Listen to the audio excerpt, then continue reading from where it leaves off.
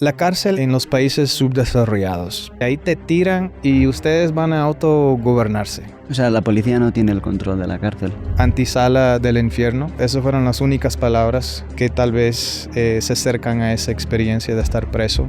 La cárcel no lo deseo para nadie. La realidad que creen es 180 por lo opuesto de la verdad.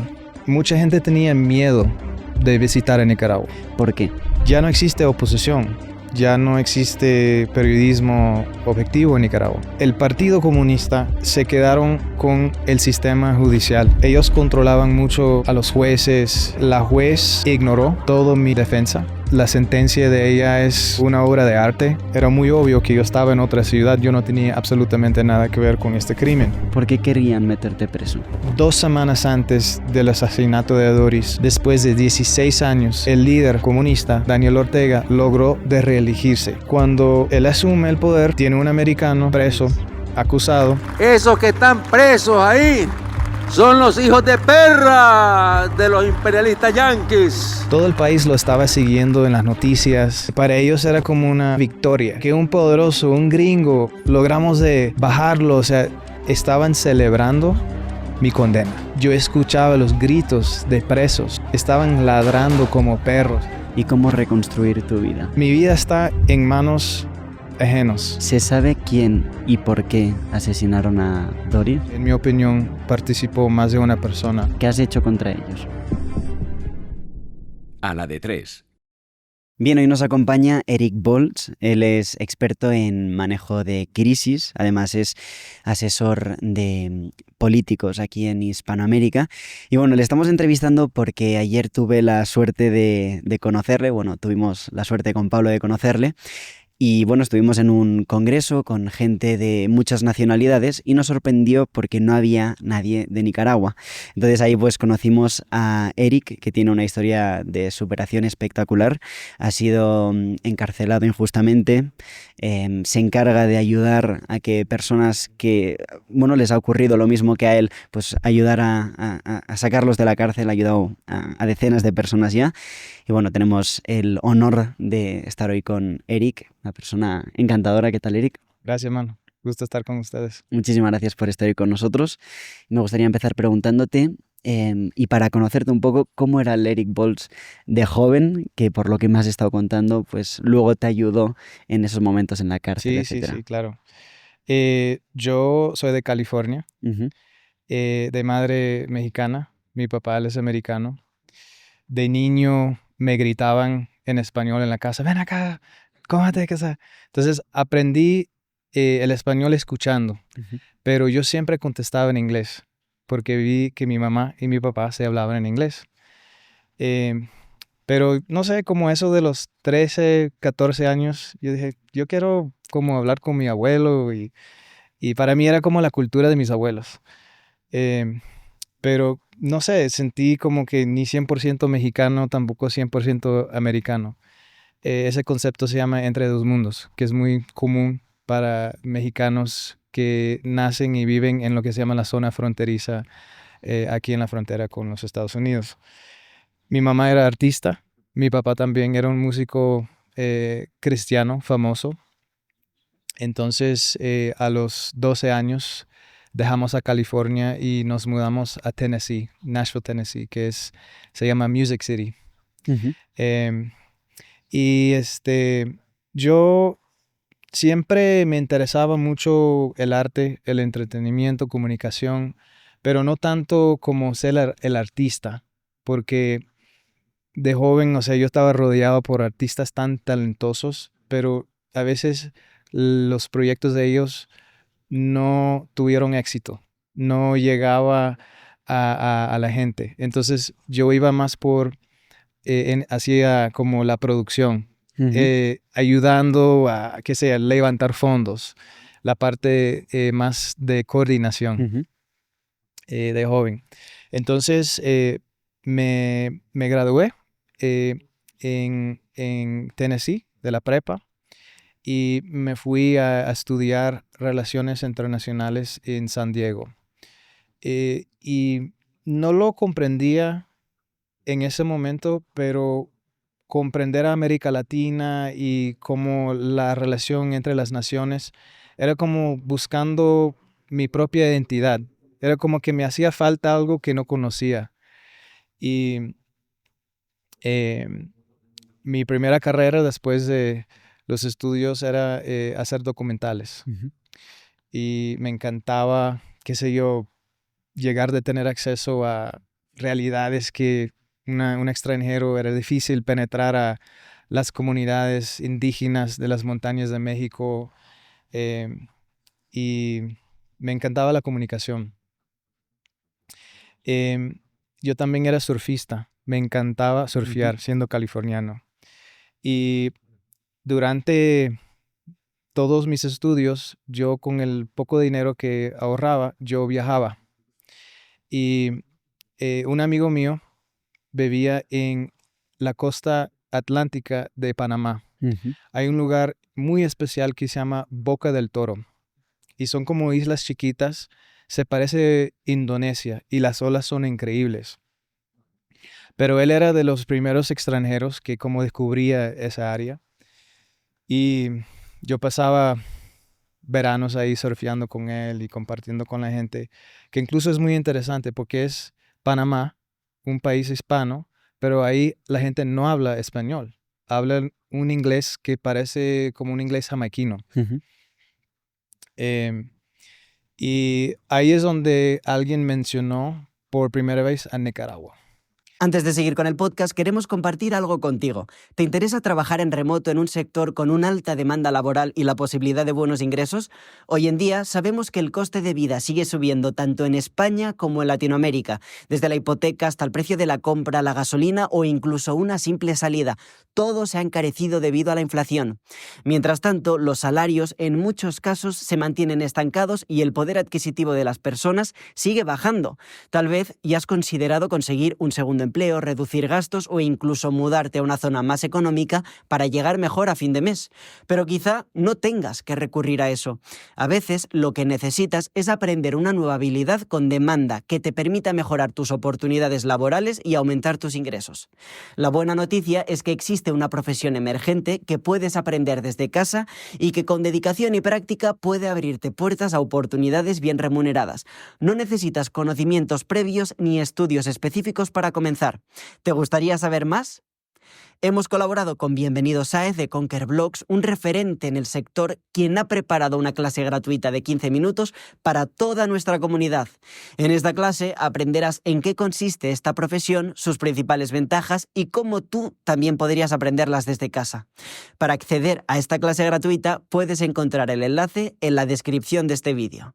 En Panamá, yo pensaba que era lo máximo, pero ahí conocí un señor mayor de pelo largo, todo, no sé, súper hippie, y él me dijo, tú estás mal, las mejores olas están en Nicaragua.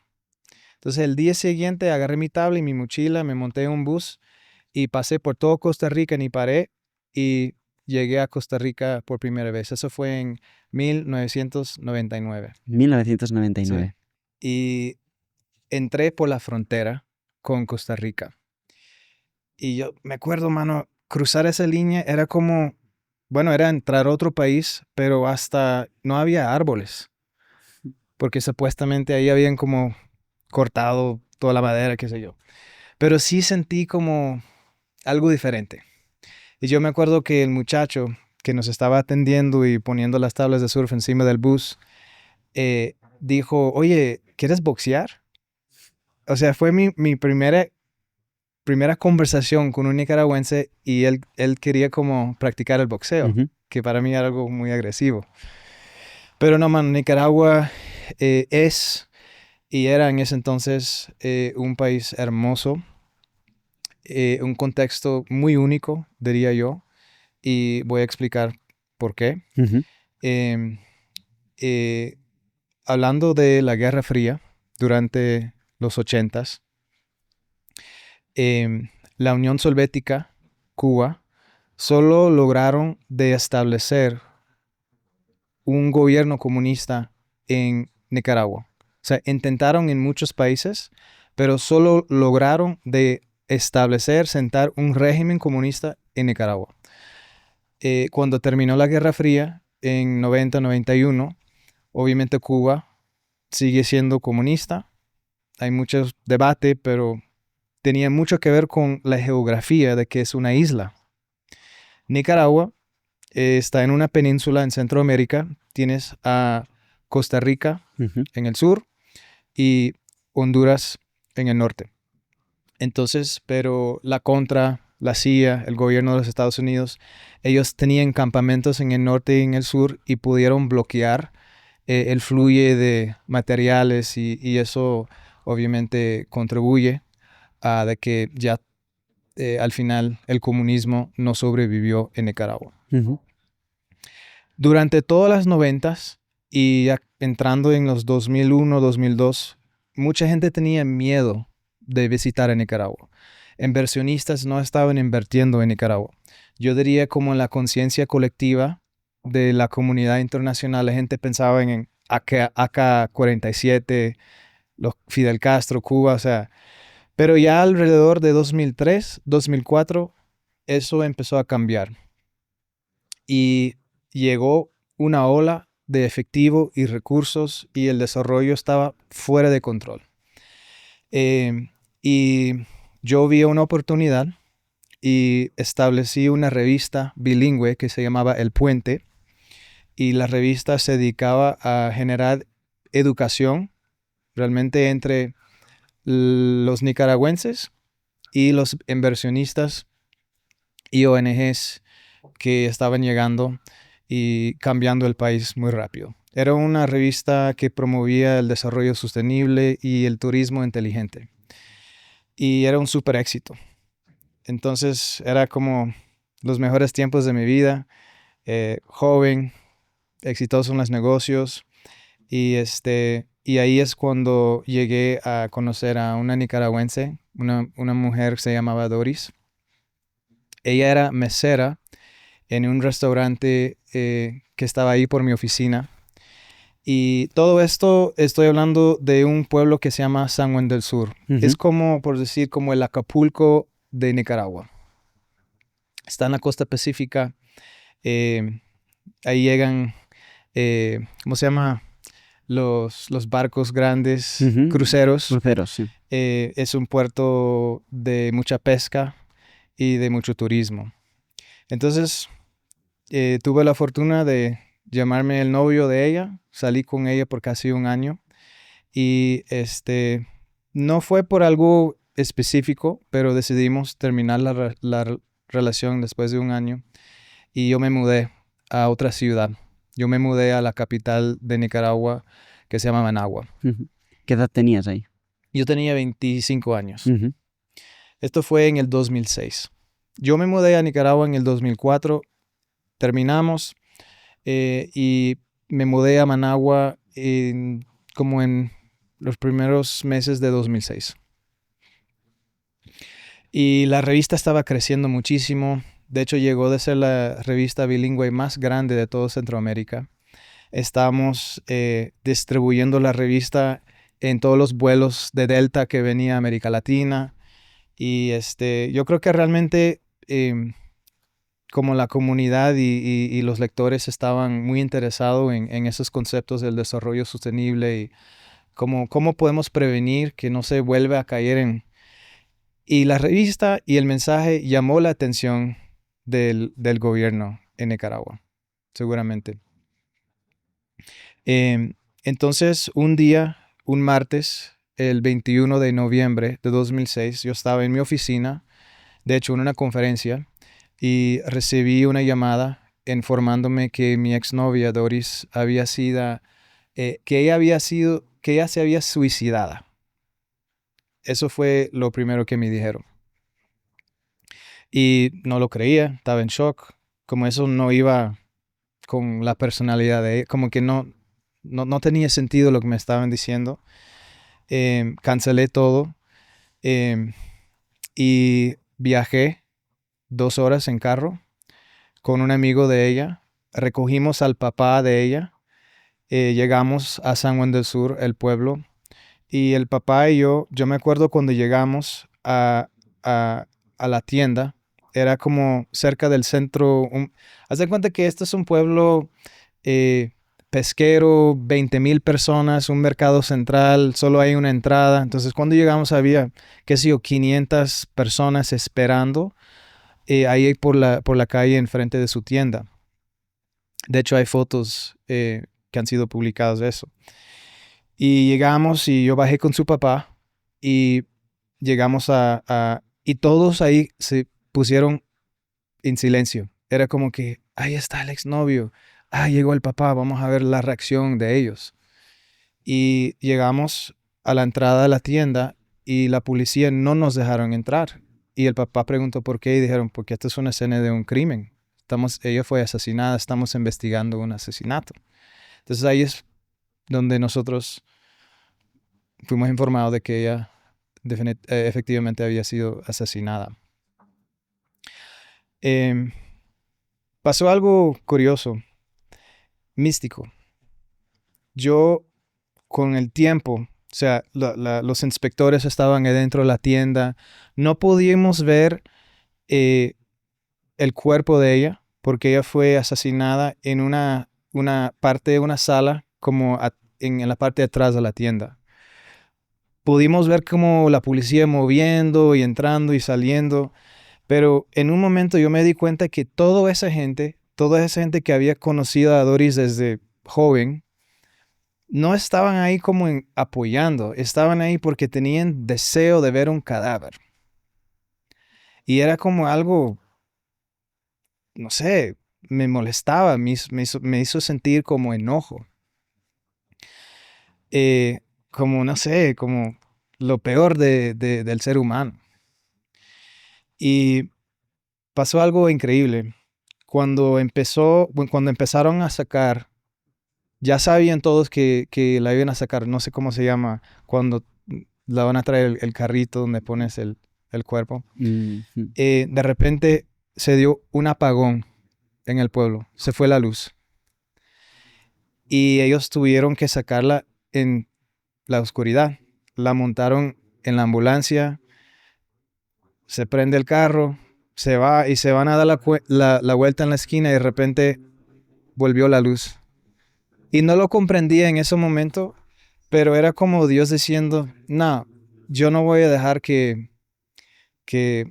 falten el respeto a mi hija, así de esa forma. Entonces, Dios empezó a hacer cosas muy interesantes. En ese momento yo no era creyente, pero ya después, cuando Dios me dio ojos espirituales, pude como interpretar cosas así de una forma distinta. Eric, antes de continuar, ¿se sabe quién y por qué pues asesinaron a Doris? Que lo has comentado porque al principio pensabas que se había suicidado y luego pues te enteraste que no había sido así. El asesinato de Doris fue un asesinato atroz, muy atroz. Ella murió por asfixia mecánica, estrangulación. Ella fue atada. Los asesinos, yo digo plural porque en mi opinión participó más de una persona, partían una sábana, lo rompieron en trozos y utilizaron los trozos para amarrarla. Y ella fue amarrada viva. Tenía el labio partido, señales que se había defendido. O sea, fue una muerte muy violenta. La parte forense del caso es muy complejo. De hecho, hay más de un libro acerca de este caso y varios documentales que se ha hecho, más muchos reportes investigativos. Y todavía hay lagunas, hay preguntas. El móvil de por qué todavía no se sabe, porque realmente tampoco se sabe quiénes son los asesinos. Hay evidencias que vinculan a más de una persona, pero solo una persona reconoció su participación. Pero en resumen, la fiscalía decidió, pero déjeme entonces, Sí. estoy como adelantando No te un poco. preocupes, continúa. Sí. Vosotros ibais a, bueno, Hubo una celebración, imagino que más. Exacto, entonces lloramos la muerte por 2 días. Hicieron una vela y entonces ella fue asesinada el día martes y el jueves hicieron una misa y el funeral y 15 minutos después del entierro la policía me detuvieron a mí. Entonces imagínate, estamos ahora mismo en la Ciudad de México. Aquí a 2 horas hay una ciudad bella, histórica que se llama Morelia, Michoacán. O tú eres de Barcelona. Imagínate que ahora mismo alguien llama y te informan que en un lugar que está a 2 horas de aquí, un amigo tuyo está muerto. Muchachos, tengo que cancelar la entrevista, lo siento mucho. Esta noche manejas 2 horas en tu carro. Hoy es domingo. Estás con tus amigos y la familia todo el día mañana lunes. Igual el martes. Y 15 minutos después del entierro, en 2 días, arrestan a ti y te echan preso. Y te acusan. No, pero tú estás aquí con gente y hiciste una llamada telefónica que pasó por una antena. Y eso fue el caso mío. Cuando la policía de Nicaragua me detuvieron, me montaron en una camioneta. Y en vez de sacarme por las calles qué sé yo, más discretos, me llevaron por la plaza central, por las avenidas principales del pueblo, como para mostrar a la gente. Que eras tú el asesino. Sí. Y ellos eran demasiado buenos en cómo manipular a la gente en los momentos más dolidos a nivel de sus emociones. Y era muy peligroso también para mí. Entonces yo trataba de como esconderme y la policía me levantaban para que la gente pudiera ver. Y en ese momento la gente se piensa que tú te estás quizá escondiendo porque te arrepientes de lo que has hecho, pero realmente no era eso. No sé, yo solo sé que estamos hablando de una comunidad muy pequeña y todo el mundo ahí me conocía. O sea, tenía muchos amigos. Entonces yo creo que más que todo era shock. Porque muchos pobladores jamás hubieran pensado que yo estuviera involucrado en algo así. Entonces me echaron preso y llegando a la cárcel me dijeron, no, tú estás aquí porque quiere entrevistarte un comisionado. Yo dije, pero ¿por qué estoy esposado? Y quieren que firmes esto. ¿Y qué es esto? Acta de detención, que no sé qué. Y pusieron mi nombre al lado de las palabras violación y asesinato de Doris Jiménez. Y eso fue la primera de miles de veces que ya con el tiempo vi mi nombre al lado de esas palabras. Una acusación falsa. Las emociones en ese momento era más que todo enojo. Como enojo con estos policías corruptos, en vez de estar investigando. Yo estaba pensando en ella, honestamente. Y yo dije, esto, o sea, en cuestión de minutos, voy a estar libre. O sea, un abogado mío va a llamar, van a saber que yo estaba en otra ciudad. 1 hora, 2 horas, 4 horas, 2 días, 4 días. Y yo era un empresario con mucha experiencia, pero nunca había tenido una experiencia en un proceso penal. Para mí, evidencia es importante.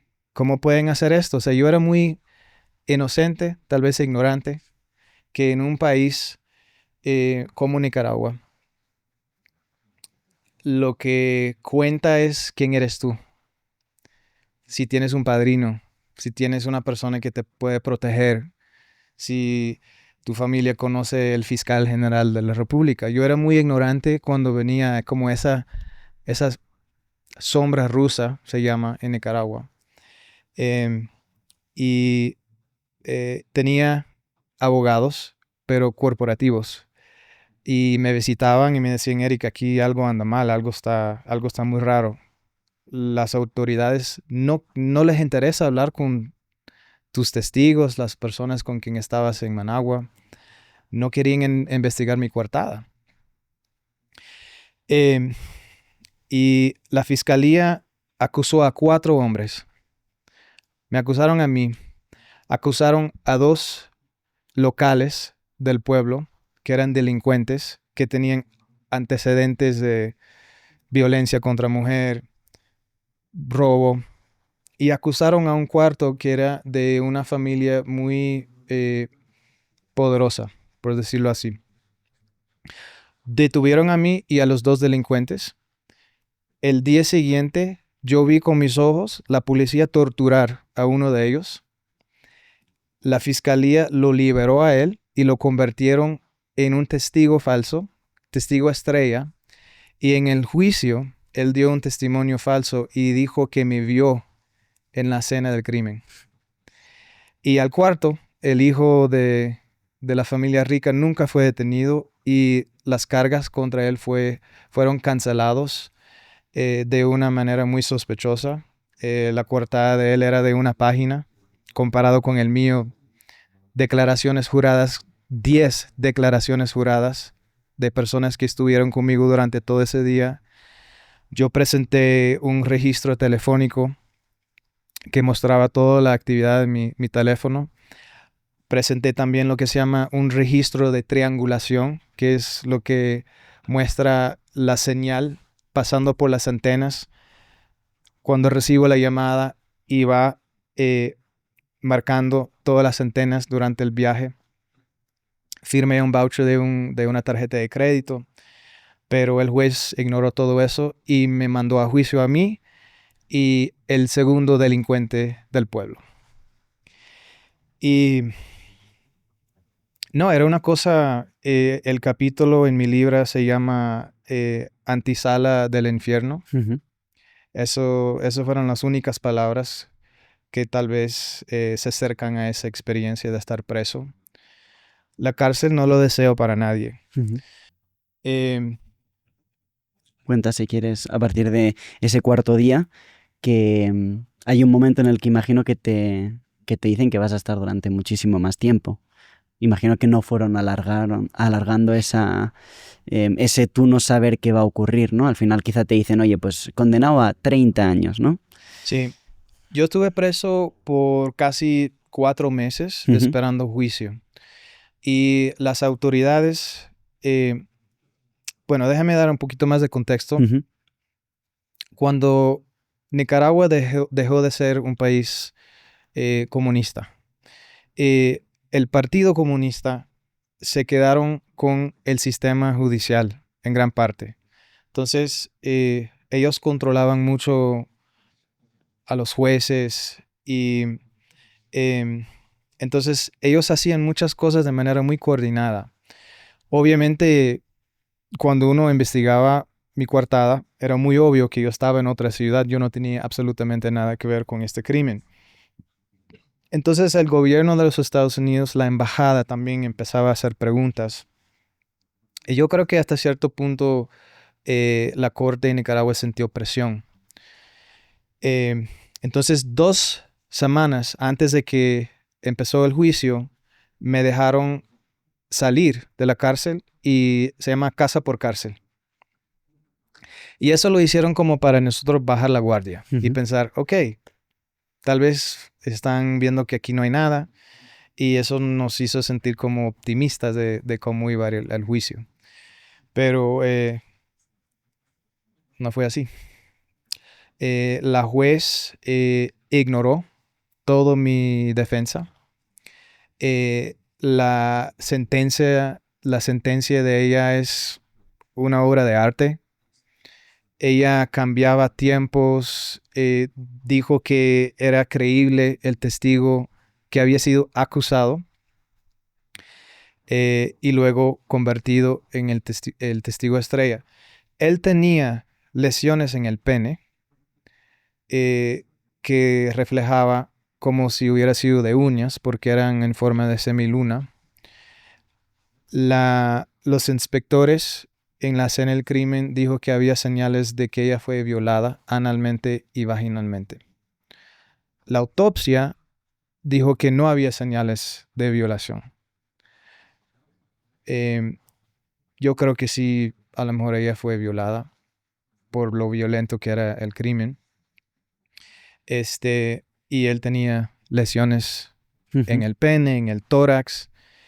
Y ese es el muchacho que fue liberado en contra de un testimonio Wow. falso en mi contra. De un pueblo de 20,000 personas, es la única persona que dice que me vio, pero él no podía decir dónde estaba parqueado el carro. O sea, era un testimonio falso. Eh, entonces la jueza básicamente estableció todo su fallo de culpabilidad basado en el testimonio de esa persona y ignoró mi coartada. ¿Y por qué les interesaría que tú fueras acusado? ¿Por qué querían meterte preso? O sea, ¿qué has hecho contra ellos? Eso era una pregunta que mucha gente sospechaba, tal vez por la revista. Pasó algo importante mencionar 2 semanas antes del asesinato de Doris. Después de 16 años en campaña, el líder comunista, Daniel Ortega, logró de reelegirse. Entonces, cuando él asume el poder, tiene un americano preso, acusado, y yo creo que ahí es donde se mete tal vez la mano política. Y ellos hicieron su análisis y dijeron, este caso puede ser una herramienta muy útil. Entonces la información que recibimos nosotros es que la jueza recibió una llamada y fue ordenada a condenarme. Entonces, em, lastimosamente en ese país existe lo que se llama la bancada judicial. El sistema judicial es una arma política y muchas veces los jueces, en vez de fallar apegado a derecho, siguen las órdenes de sus líderes políticos. Yo creo que eso fue el caso en mi caso. Y entonces continuamos con lo de casa por cárcel, que estabas ahí para que bajaras la guardia, ¿no? Sí, y de nuevo, o sea, ellos, la forma en que manejaban la casa era la forma en que manejaban el caso era muy creativo. Por ejemplo, decidieron que hacer el juicio el día de San Valentín. Eso es el día que todos están, o sea, estimando en el amor, en las parejas. Y entonces lo que dominaba en todos los periódicos y en la noticia era este asesinato atroz. Ellos vendían una narrativa que este es un gringo rico que vino a nuestro país y mató una belleza nuestra. Entonces era como tipo novela. Y hasta el mismo sistema judicial como formaba parte de ese show. Y después de que la jueza ignoró la evidencia y me condenó, era muy obvio que eso de casa por cárcel era una maniobra muy creativa como para despistar a nosotros, mi defensa, pero también al gobierno de los Estados Unidos. Y yo me acuerdo que la jueza dijo, párense, los defendidos, y ella empezó a leer. Y mucho antes de que ella llegó a la línea que los declaró culpables, yo sabía, porque ella decía cosas como, el testigo tal fulano de la fiscalía tenía toda la credibilidad. El registro telefónico de Eric demuestra que su teléfono estaba en Managua, pero no comprueba de que él estaba en Managua. Aunque mi abogado, en la contrainterrogación, con uno de los testigos, comprobaron que sí ella había hablado conmigo. Entonces, de nuevo, el veredicto de la jueza es una obra de arte. Y era como, la gente me dice, ¿qué es lo que sentiste cuando fuiste declarado culpable de un asesinato y sentenciado a 30 años de cárcel? Y yo lo que me acuerdo es que como que de repente el mundo se hizo así, como que... Y era como que me fui y no sentí nada. No sentí nada, pero a la vez sentí todo el estrés del mundo. En la Biblia, cuando se describe como Jesús, él sabe que va a ser crucificado y va al jardín y él le salió gotas de sangre. Mano, te lo juro, yo sé qué es eso. O sea, obviamente nada que ver con ese, porque él está sintiendo los pecados del mundo. Pero yo sé lo que es estar en el centro de un huracán espiritual con síntomas y demonios y todo eso. Y eso fue el momento, la ceremonia donde lo satánico se comprometió con la operación, la declaración de culpabilidad. Habló el sistema. Entonces pasó algo, experimenté algo en lo espiritual. De nuevo, yo no había tenido mi conversión. Eso vino después. Entonces, pero ahora, hoy en día con los ojos espirituales, yo comprendo qué era eso que estaba pasando. Yo estaba sintiendo síntomas anormales, no, síntomas normales para una situación anormal. Y me llevaron a lo que se llama el sistema, a una cárcel muy grande. Y ¿Es una cárcel especial para terroristas, asesinos? O sea, ¿o es una...? no, allá es que los nombres, ahora como dándote esta entrevista, es increíble. Se llamaba el sistema. No decían el sistema penitencia, o sea, era el sistema. Te vamos a mandar el sistema. Y a mí me pusieron, cuando yo llegué, yo me acuerdo y también describo esto en el libro, todos los presos estaban celebrando mi condena.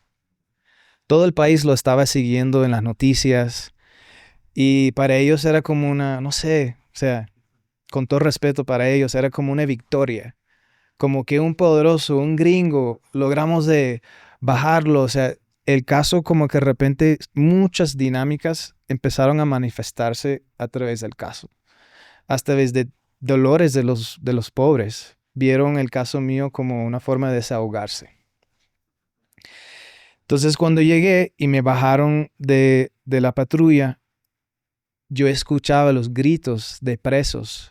Estaban ladrando como perros, estaban gritando, llegó el gringo, aquí va a morir el gringo. O sea, y sentí tanto temor, pero yo no tenía nada de control. Estoy esposado, no hay escape, no hay forma de, respira profundo. No, brother, o sea, me están llevando o sea, mi vida está en manos ajenos completamente. Y Dios, mano, empezó a trabajar en mí. O sea, yo he estado en situaciones donde, o sea, yo no tenía nada de control.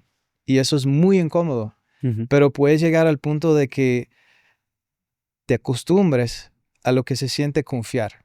O confiar en lo que no ves.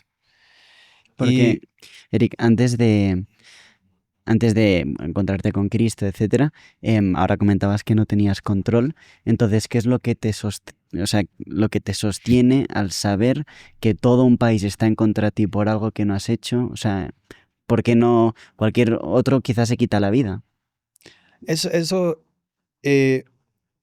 cuando ellos, me dolía muchísimo porque los periodistas nunca usaban la palabra supuesto culpable. O sea, obviamente después de una condena puedes decir un culpable, pero desde los primeros días ellos se referían a mí como el asesino, el culpable. No decían el defendido, el supuesto alegado. O sea, era como... Y eso es algo que incluso que está pasando mucho y es muy peligroso. Que los medios de comunicación no tienen que ser más responsables con eso, porque el primer reto que muchas veces encuentra un defendido que está falsamente acusado es la narrativa que va formando los medios de comunicación. Para mí era muy doloroso ver cómo me vendían en los periódicos. Yo amaba a Nicaragua. Yo dedicaba mi vida a promover los cambios sociales positivos. Yo era inocente de ese crimen. Yo amaba a Doris. Yo jamás le hubiera hecho daño. Entonces, era como casi como que no era real. O sea, estaban hablando de mí, pero la realidad que creen es 180% lo opuesto de eh, eh, de la verdad. Entonces, me dolía mucho. ¿Y Yo qué me te hizo hacía sentir un continuar? engaño. Eh, ¿Cómo? O sea, ¿qué te hacía continuar, no derrumbarte? O sea, lo que te... Sí, al inicio yo, yo diría que yo intentaba utilizar recursos humanos. Ujú. Respiración, meditación. em, yo practicaba mucho deportes extremos, siendo de California, nosotros somos así. Entonces hasta que yo trataba de engañarme a mí mismo, como que esto es estoy escalando una montaña. En un momento me pusieron en una caja de concreto. Yo fui torturado por más de una semana. Y ¿Qué es una caja de concreto? eh, bueno, era una celda, pero o sea, era tan chiquito que ni siquiera podía pararme. Me movían mucho también. Yo creo que me tenían en 5 lugares diferentes. Em, y lo que me ayudó a sobrevivir y tal vez no volverme loco, yo me convencí de que yo estaba en una montaña y una tormenta llegó y que yo estaba atrapado en una cueva. Ujú. Entonces yo usaba como recursos humanos, por decirlo así. Porque has sido, lo que has comentado de deportes extremos, antes me lo has contado, ¿no? Escalador profesional Sí, de montañas sí, sin cuerda, o sea, ¿cómo sí. se llama exactamente eso? Free solo. Free solo. Exacto. Y el free solo te ayudó. Sí, porque eso también se trata de saber tus límites y estar familiarizado con lo que se siente estar en el borde de tus límites. Em, y como, no sé, el manejo del sistema nervioso. Entonces, aunque yo tenía mucho miedo, a veces yo tal vez logré de poner una cara como de que yo estaba cómodo, no se meten conmigo. Yo era, o sea, no muy grande, pero de buena condición y trataba de como mandar un mensaje de que si se meten conmigo, no, o sea, no va a ser fácil. Tuve que pelear, si había violencia.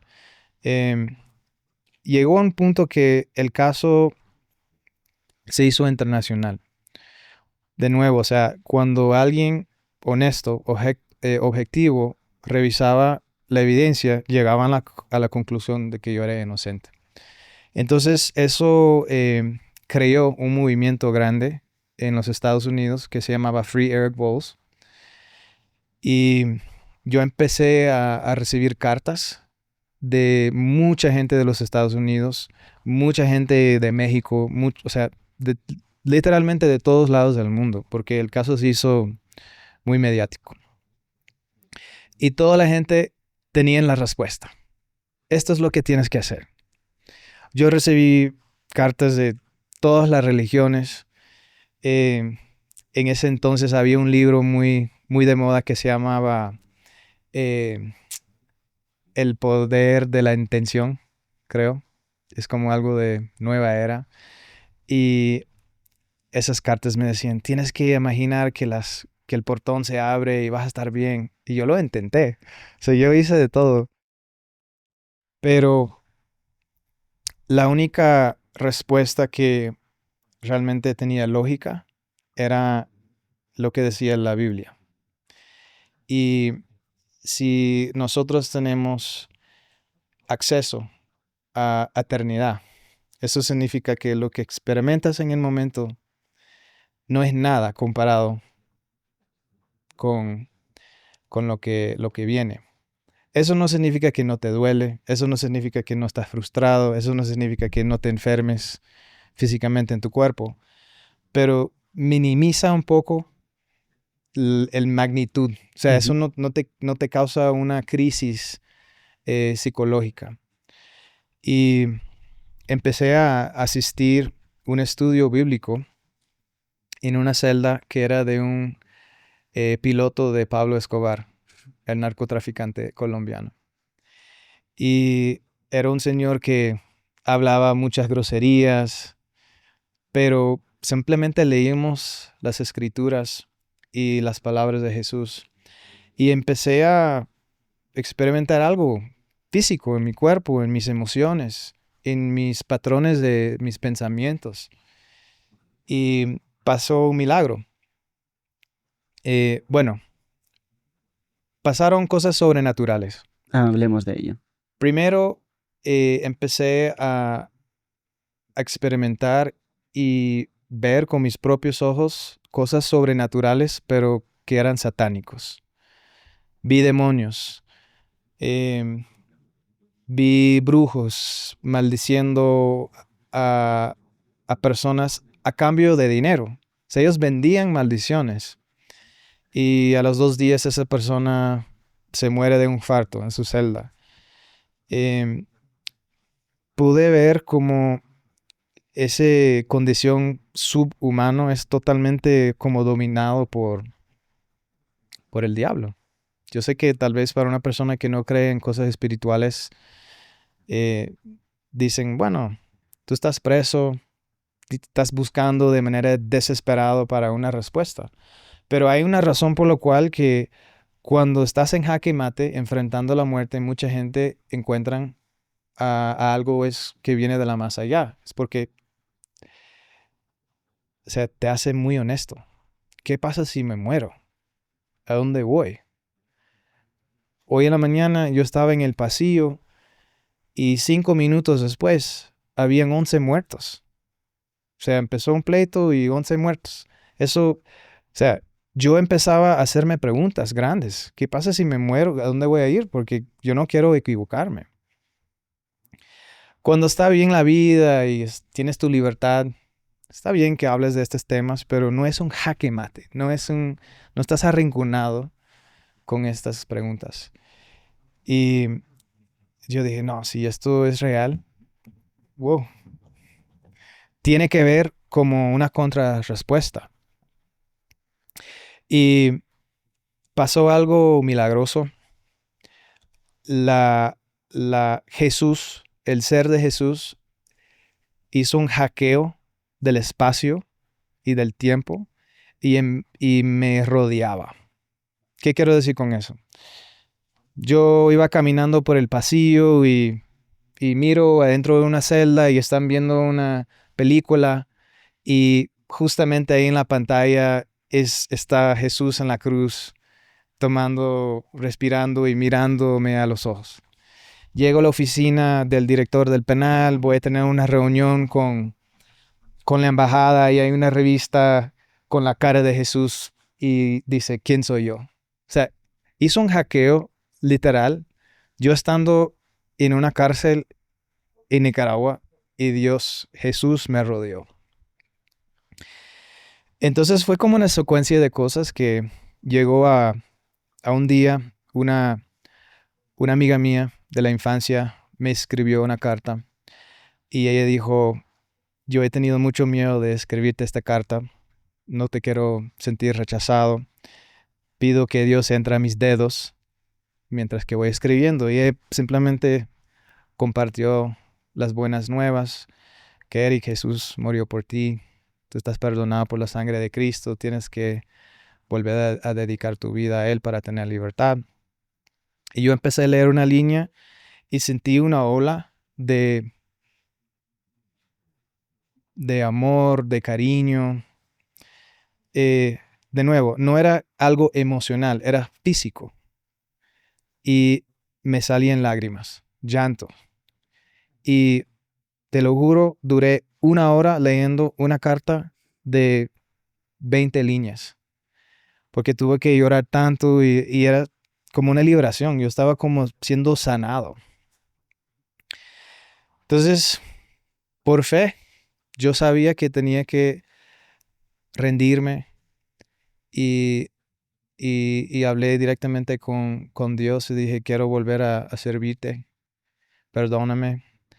Y Él me dijo, tú no eres culpable de este crimen, pero sí tú eres culpable de no vivir de acuerdo a los principios míos. Y eso dejó una puerta abierta. O sea, tal vez estamos entrando en muchos detalles, pero después de esa carta, yo experimenté libertad, aunque yo estaba detrás de las rejas. Y eso es el segundo día más importante en mi vida. Ujú.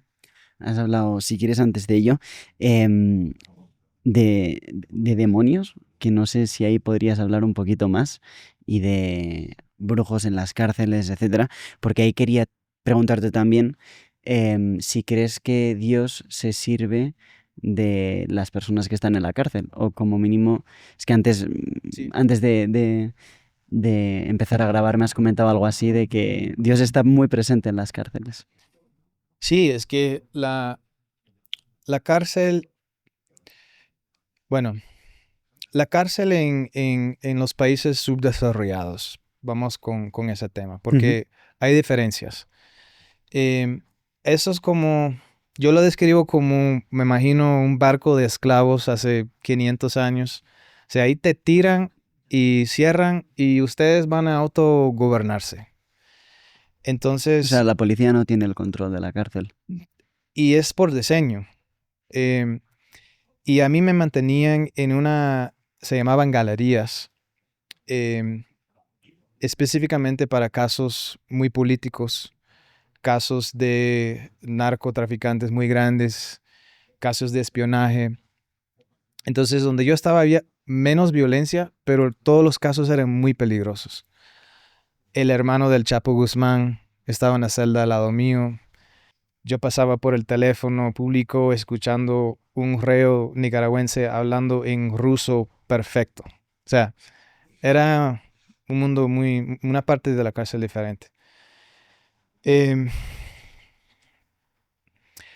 y sí, llegaban a veces pastores, llegaban a veces sacerdotes a la iglesia católica, tenía más acceso a la iglesia católica. Em, pero lo que pasa es que en la cárcel no tienes tu música, no tienes tu carro, no tienes tu ropa, no tienes eh, todas las cosas que utilizamos como para manifestar y mantener una identidad. Cuando todo eso se va, o sea, te queda el verdadero tú y hay margen para meditar o para que Dios o el diablo y demonios obren en tu alma y en tu mente. Hay una razón por la cual que la mayoría del Nuevo Testamento fue escrito en una celda por Pablo. Dios utiliza la cárcel para formar líderes y entregar revelación. Y pero sí, la cárcel es, es muy difícil. Ujú. ¿Qué le aconsejarías a alguien que esté en una situación tan, bueno, no sé si tan complicada como la tuya, pero para mantener ese, bueno, para no derrumbarse? Es que hay dos tipos de reos, Ujú. porque la cárcel para una persona que haya cometido un crimen es justo, es una consecuencia justa. Y hay personas que están ahí injustamente. Cuando estás ahí injustamente, eso duele de una forma diferente. Yo lo comparo más como un secuestro. De hecho, esa es la sensación, es de estar secuestrado. El caso mío no fue un aborto de la justicia, fue un secuestro institucional, hecho de manera muy intencional y estratégico. Em, entonces, yo creo que el consejo sería diferente. Si si estás pasando por cárcel como consecuencia de algo que hayas hecho, em, es una oportunidad.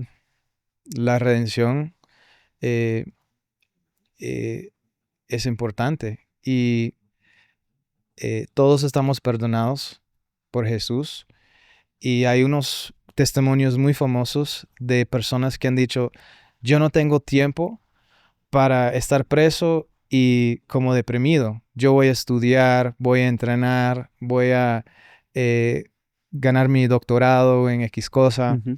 Em, pero para los que están ahí injustamente, Jesús también fue acusado falsamente.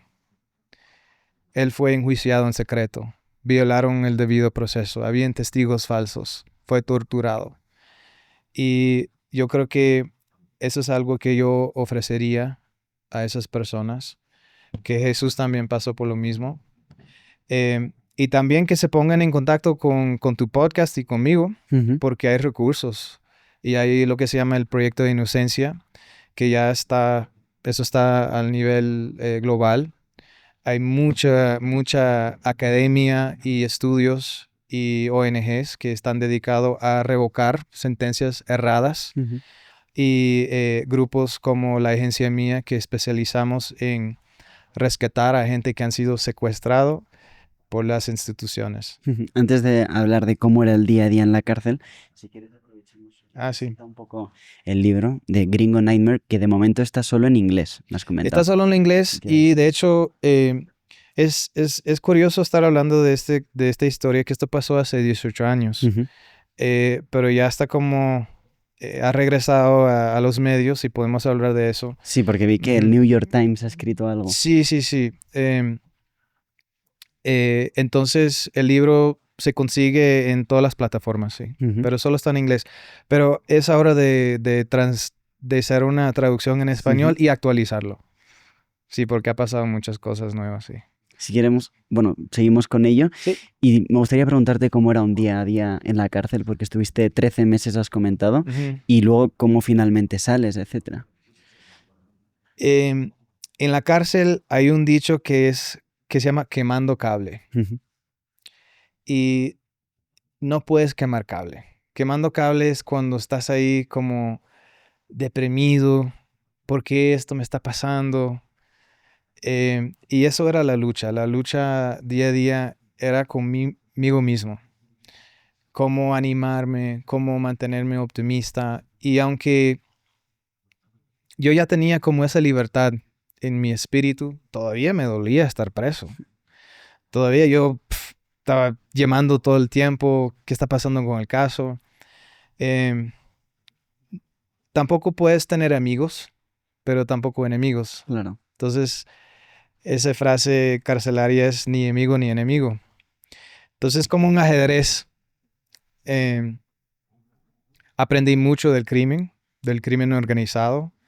Yo diría que muchos en la cárcel se convierten en expertos forenses porque estás aprendiendo todos los casos.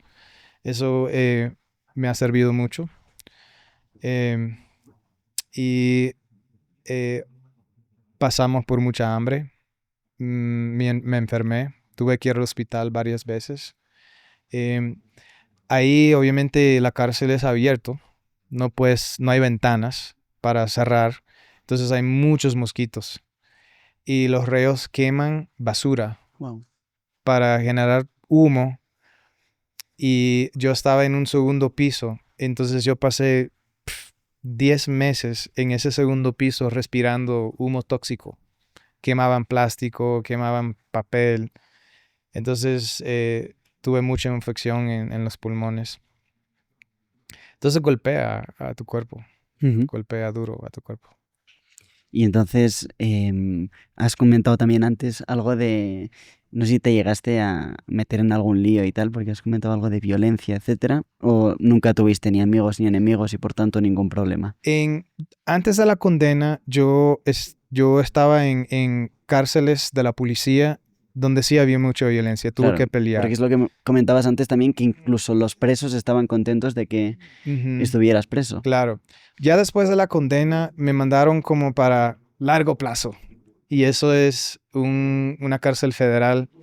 Y ahí es donde me mantenían en esa galería con menos violencia, pero con casos más peligrosos. Pero en otras partes de la cárcel había mucha violencia. Le llaman motines. O sea, la guardia, tenían que mantener separado los barrios. O sea, la cárcel estaba dividido por barrios. Porque las pandillas, o sea, obviamente van por barrio. Y a veces la guerra entre ellos se ponía súper caliente y ellos, una vez yo me acuerdo, no sé cómo lo hicieron, pero lograron de romper una pared de concreto. Y ellos duraron como un mes con herramientas pequeñas en la noche, abriendo el hueco. Y en el día ponían como los colchones de las camas para esconder el hoyo. Y cuando lo tenían suficiente grande para que pasara una persona, activaron una guerra. Wow. Y murieron muchas personas en una noche. Cuando cayó preso el hermano de Chapo Guzmán, militarizaron la cárcel. Literalmente trajeron el ejército para, no sé qué estaban esperando que iba a pasar. Entonces era algo así. O sea, siempre era algo nuevo. Y tú decías, wow, yo estoy aquí. ¿Y podrías hablar un poquito más de cómo mantener la mente entrenada, la mente en forma para no volverte loco? Es que realmente, si estoy siendo honesto, no creo que hay forma de mantenerte como bien todo el tiempo. Porque estar preso es tan no natural que sí, o sea, por más entrenado que estés, o sea, vas a pasar por etapas de que sufres. Em, lo importante es poder volver a estar centrado, volver a, a, a sentirte bien y estar como buscar esa esperanza de que, ok, voy a salir, esto no es yo no voy a morir en esta cárcel, o sea, tienes que animarte. Ujú. Y obviamente, entre más conexión que uno mantiene con tus amigos y tu familia, eso ayuda mucho. Ujú. ¿Y cómo entonces, o sea, tenías que estar 30 años, estás un año y un poquito más, ¿por qué? ¿Y cómo sales? Bueno, yo sabía que no iba a pasar 30 años. Ujú. En primer lugar, yo iba a morir intentando escaparme o ¿Habías pensado en escaparte? por supuesto. O sea, si estás secuestrado, tienes derecho de escapar. ¿Y cómo lo pensabas hacer? ¿Qué no pensaba hacer? O sea, yo pensé en todo. E incluso hay un par de casos de reos que sí habían escapado, pero no eran reos de alto perfil. No eran, o sea, es que o sea, suena bonito y divertido como película, pero Ujú. escapar es casi imposible. Pero sí llegamos al punto de, de consultar con gente que son exmilitares y que saben de esas cosas. De nuevo, el caso se puso tan grande que había gente ofreciendo cosas que no te puedes imaginar.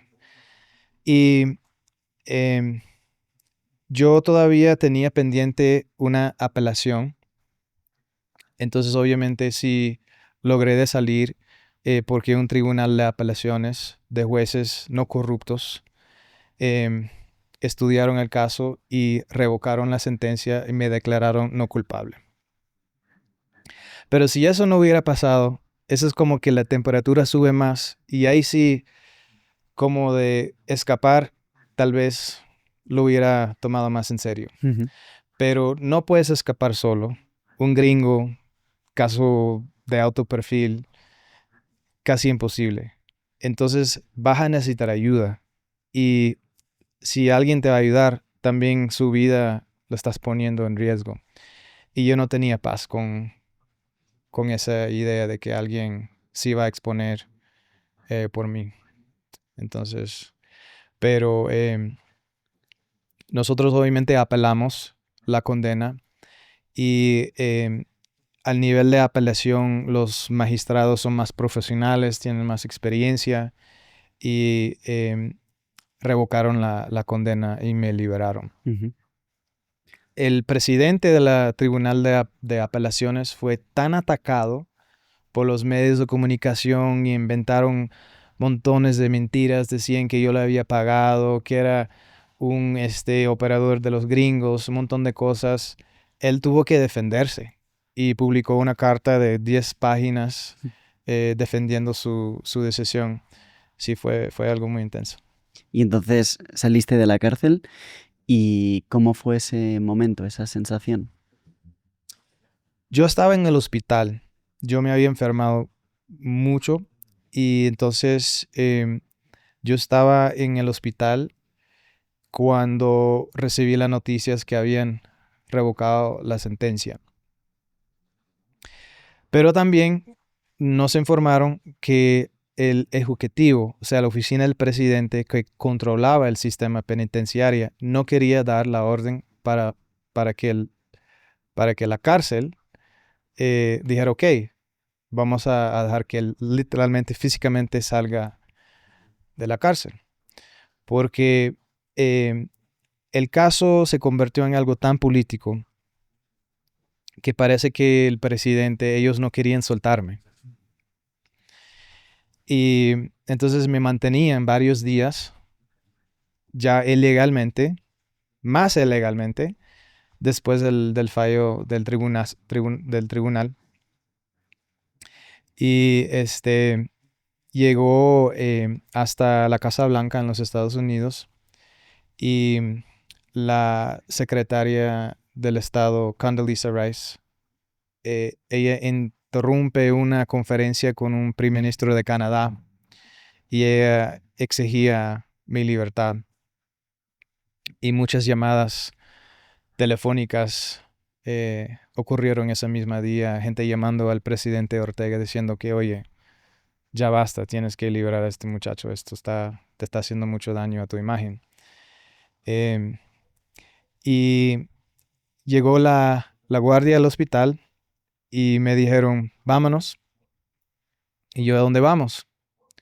Porque yo no sabía si iban a respetar el fallo judicial y me iban a liberar o si me iban a volver a la cárcel y decir, ¿sabe qué? Dedazo a los gringos, lo vamos a mantener aquí y lo vamos a seguir utilizando como una pieza política, porque esa era una realidad. Entonces me sacaron y de nuevo era como que el país entero estaba parado, porque todos estaban siguiendo la noticia en la televisión y salimos del hospital en una patrulla y cuando llegábamos a los semáforos, el ejército de Nicaragua estaban bloqueando los semáforos, o sea, parando el tráfico y nos estaban siguiendo noticieros, o sea, los vans, los camiones de los noticieros tratando de tomar fotos. Y hay muchas fotos, de hecho, de esa carrera. Ujú. Pero yo sabía dos cosas. Uno es que el aeropuerto y la cárcel estaban en la misma parte de la ciudad. Entonces yo dije, si paramos en el aeropuerto, eso es una buena noticia, voy a ir libre.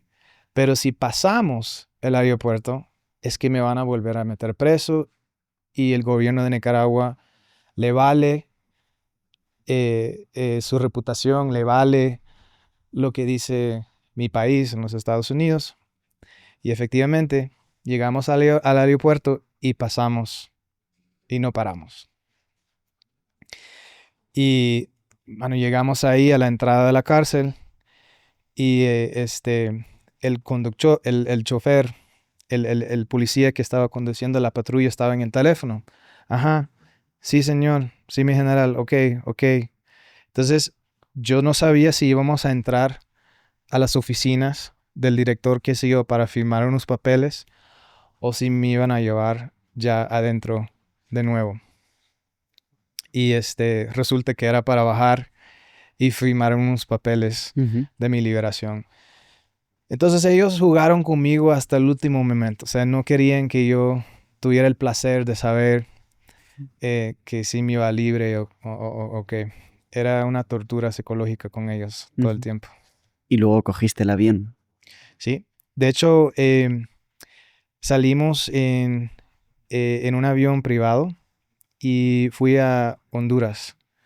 Y nosotros escondimos en la selva de las montañas de Honduras por casi 5 días. ¿Y por qué? Habían tantas amenazas de muerte. El caso se convirtió en algo tan delicado, tan grande, que como una medida de seguridad, en vez de volver a entrar a los Estados Unidos por Miami, decidimos como escondernos por unos días. También, si yo hubiera regresado a los Estados Unidos, todos los noticieros hubieran estado esperando en el aeropuerto. Bajas del avión y tienen su toma. Regresó hacen su copy-paste y ahí se acaba la historia. Nosotros también, yo quería tener control de esa primera entrevista. Entonces decidimos no darles esa toma y después de 5 días ellos no sabían cómo íbamos a entrar a los Estados Unidos y eso nos permitió luego anunciar una rueda de prensa y entregar nuestro mensaje. Ujú. ¿Y cómo reconstruir tu vida después de un año acusado injustamente y en una cárcel peligrosa Sí. de Nicaragua? Bueno, el primer paso es seguridad. Em, Porque no puedes tener el lujo de pensar en cómo me voy a sanar mis emociones. O sea, tienes que estar seguro. Entonces, recibí mucha atención médica, mucho tratamiento por todas las infecciones. em, y pasó algo que no esperaba. El caso se hizo famoso y como casi una celebridad que rodeaba el caso. La gente me paraba en la calle. Llegó al punto de que yo casi no podía salir a los restaurantes porque era como un nivel de fama. Y eso era muy incómodo. O sea, la gente, todo era muy positivo. La gente te acerca a la mesa y que te puedo dar un abrazo, es que he orado por ti tanto. Y como eso se trataba de ellos y como el cierre emocional que necesitaban ellos más que tal vez lo que necesitaba yo. Entonces yo me voy dando cuenta poco a poco que hay una parte de mi vida que no me pertenecía a mí. O sea, la historia era como de mi comunidad, de mis amigos de Nicaragua. Y em, había mucha gente muy valiente, honesto en Nicaragua que arriesgaron sus vidas para defenderme a mí, para defender mis derechos humanos. Y cuando yo salí libre, muchos de ellos estaban enfrentando amenazas, críticas, porque el gobierno tenía que como lavarse las manos. Y los medios de comunicación también. Entonces yo recibí muchas ofertas, pero decidí hacer este libro en específico para aclarar malos entendidos.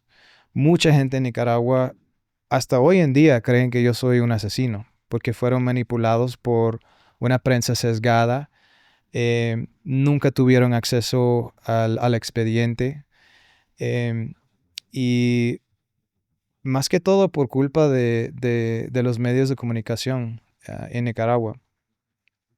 Entonces el libro era como una forma de ejercer como un derecho a una defensa material y también para proteger a gente honesta. Y Dios me habló y me dijo, ¿tú sabes cuál es tu primer trabajo? Tu testimonio, compartir tu testimonio, glorificarme a mí a través de tu testimonio, generar educación. Y eso es lo que hice. Hice una gira mediática que duró casi 2 años. Yo empecé a hablar mucho de crisis internacional y qué hacer cuando hay poder encima de la ley, cómo eso afecta un proceso judicial, que hoy en día es un tema muy importante. Eso está pasando en muchos de nuestros países, donde un acusador es como automáticamente por encima de un acusado. Pero ¿qué pasa con un debido proceso y la presunción de inocencia, que es un derecho sagrado? Entonces mucha gente decía, wow, la forma en que Eric está hablando de esta crisis es distinto. Y muchos países antiamericanos en ese entonces empezaron a detener ciudadanos americanos y acusarles de crímenes falsos, con fines de utilizarlos como una pieza política. Corea del Norte, Cuba, Venezuela, Nicaragua. En Corea del Norte hubo un caso muy famoso, ¿no? Sí. Y muchas de esas familias empezaron a ponerse en contacto conmigo. Y por otro lado, yo ya tenía una comunidad de expertos, diplomáticos, productores de televisión, ex militares, expertos de manejo de crisis, Entonces eso se convirtió en hoy en día lo que se llama The David House Agency. Que ahora te dedicas a ello, ¿no? Sí, es una agencia que especializa en manejo de crisis. Nosotros investigamos cualquier tipo de caso, pero la regla es que solo vamos a representar gente que están siendo perseguidos.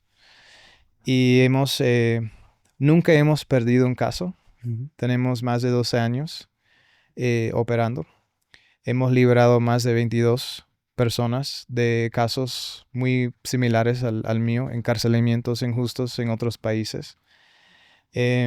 Y últimamente hemos estado protegiendo mucho a la iglesia perseguida, pastores que están presos injustamente, porque esa persecución ya está aumentando mucho también. Hablemos de ello, Eric, porque, bueno, antes de hacer la entrevista, obviamente he visto un poco lo que está ocurriendo en Nicaragua, que ahí la iglesia está siendo muy perseguida. No sé si podrías hablarnos de ello.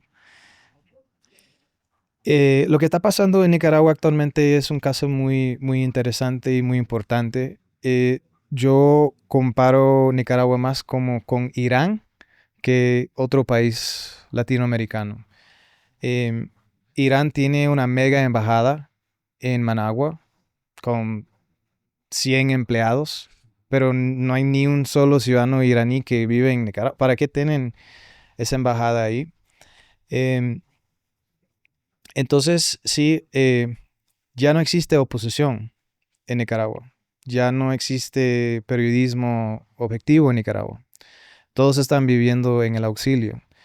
Entonces, la iglesia, que históricamente ha sido un lugar neutral que promueve los derechos de libertad, tarde o temprano íbamos a llegar a esto. Están siendo perseguidos. El gobierno de Nicaragua sí han detenido sacerdotes, pastores, han confiscado bienes de ministerios protestantes, pero también están cancelando licencias de los ONGs que operen sin fines de lucro, como otra forma de los sacando del país. ¿Puede ser que el obispo de Nicaragua esté preso? Han metido varios obispos, yo creo. Por nombre no sé, pero sí. Sí, los católicos de más alto rango, sí. ¿Y cómo se puede resolver esta situación? O sea, ¿qué crees que se puede hacer? Lo que pasa es que no les cuesta nada. Nadie está demandando, o sea, yo diría como el Departamento de la Hacienda en los Estados Unidos está sancionando, pero esos países tienen su forma de esquivar las sanciones.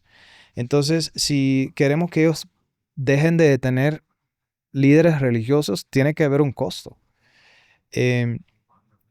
Obviamente son cargas falsas. Muchas veces es como ¿cómo se llama? Como engañar a la patria, no sé. O sea, son... Ultraje. Sí, son inventos ridículos. Pero tiene que haber un costo. Y en mi opinión, la Iglesia Católica no ha respondido con la energía y la firmeza que debería de. Y cuando Nicaragua detiene a un sacerdote y el mundo ve que no pasa nada, otro país va a hacer lo mismo. Y lo mismo pasa con pastores protestantes. ¿Y por qué detienen, o sea, por qué están atacando al cristianismo en Nicaragua? Y luego no sé si también está pasando con musulmanes o judíos, por ejemplo. No, no está pasando. Solo con protestantes y católicos en Nicaragua.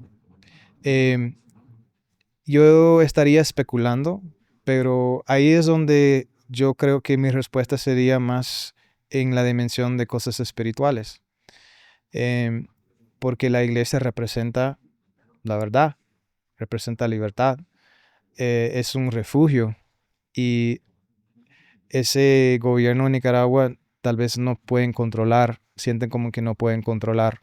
También son muy paranoicos y ellos han dicho en muchos informes que creen que otros países están como tratando de infiltrar a través de las ONGs o a través de las iglesias, pero yo no creo que existe evidencia de eso.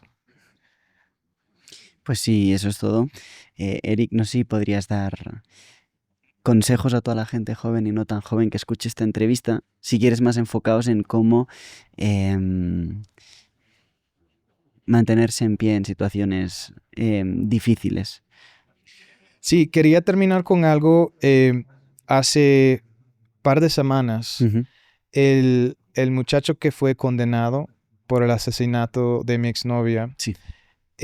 después de 18 años en la cárcel, él fue liberado en secreto hace par de semanas. Hace 2 semanas. No, fue hace como, creo que 6 semanas. Ujú.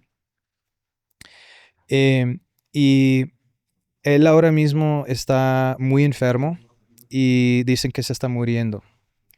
Entonces, yo publiqué un video en X y también lo subí en YouTube, básicamente pidiendo que él confiese, que da todos los detalles, que da las respuestas a las preguntas que hacías, de por qué fue el móvil, por qué hicieron esto, qué le hicieron, quién me nombró a mí. O sea, tengo preguntas.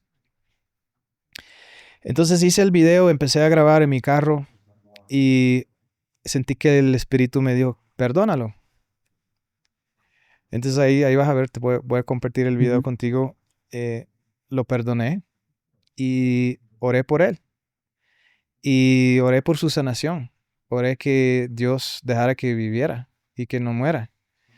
Y oré declarando sanación en su cuerpo y que puede ser un testimonio de que Dios es bueno y es un Dios de milagros. Y entonces ahora mismo, después de 18 años, como que de repente hay como un último capítulo que se está escribiendo y tiene que ver con la redención y tiene que ver con el perdón. Y lo que él hizo está entre él y Dios. Y obviamente yo quiero justicia para Doris. Pero ha sido muy interesante como que de la nada de repente Dios me está retando. Yo nunca pensé que yo iba a estar perdonando al asesino de Doris. Y mucho menos públicamente orando y pidiendo a Dios por su sanación. Entonces, es por eso que te hablé del libro y como que este tema está eh, siendo compartido de nuevo. Ujú. ¿Y sobre qué consejos darías a toda la gente joven que escuche pues esta entrevista? Joven y no tan joven, claro. Sí, yo creo que mi consejo es que son dos cosas. Cuando se trate de casos, porque nos fascina casos de crímenes en las redes, quién lo hizo, hay que tener mucho cuidado. Hay que tener cuidado. Hay que tomar el tiempo de buscar los documentos, la evidencia y tratar de no opinar, porque se puede causar lo que se llama contaminación social, que luego la contaminación incluso puede complicar mucho una investigación, solo por todo el ruido en las redes. Entonces yo les pido a los jóvenes que cuando se trate de un caso, que tómense su tiempo y utilizan palabras como supuesto culpable. Eres inocente hasta que se compruebe el contrario. Yo sí creo que la herramienta de la acusación falsa es una de las herramientas preferidas de Satanás. Lo usó contra Jesús. Lo hace con nosotros todos los días, tratando de convencernos de que no tenemos valor, nadie nos quiere, no vas a poder lograr todo. O sea, son acusaciones falsas, son patrones falsos. Entonces, hay que renovar la mente todos los días, como dice la palabra, para poder combatir esas acusaciones falsas. Eso sería mi consejo principal. Pues eso es todo. Eric Bols, de verdad que muchísimas gracias por haber estado este ratito con nosotros. Gracias por tenerme aquí. A la de tres.